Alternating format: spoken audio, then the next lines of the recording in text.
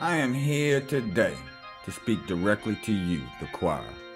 If you're not part of the choir, this message isn't for you. I'm frequently told that I'm preaching to the choir and that it's more important to wake the sleeping. But isn't the choir still asleep? Or did we just wake up one day and all the programming vanished, our thoughts untainted and our perception of people in the world around us unfiltered?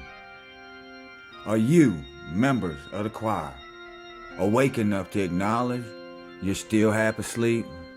I am, because that's our reality. It's a very long process of freeing one's mind, and it gets more encrypted with each discovery.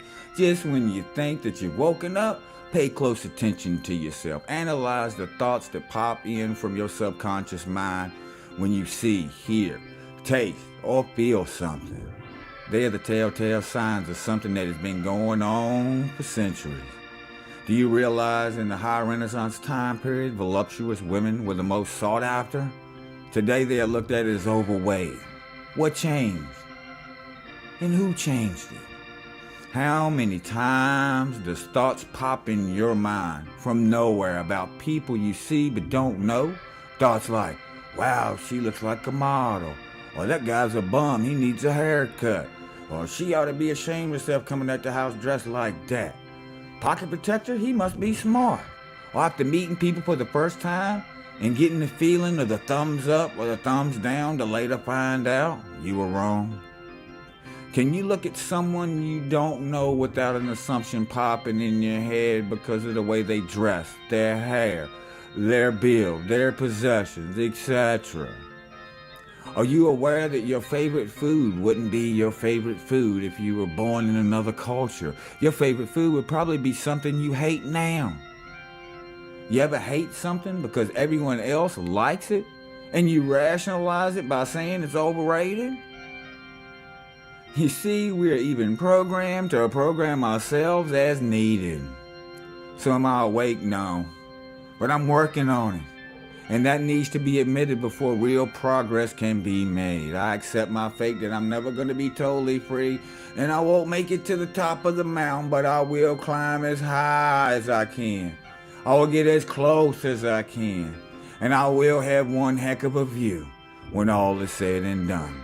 So this is why it's vital to preach to the choir, to share information that helps along on the journey, to show it's okay to admit one is still programmed and that it's a work in progress for us all.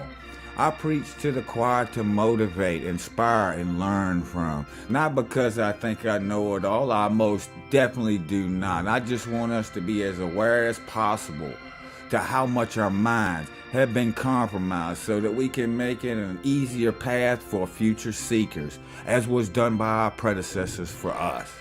Just imagine for a moment, if the choir can wake up just a little bit more, filter out the social norm reactions from our subconscious, paint each other with imagination, respect and admire our differences, build off of our similarities and strengths, we will progress exponentially in this battle.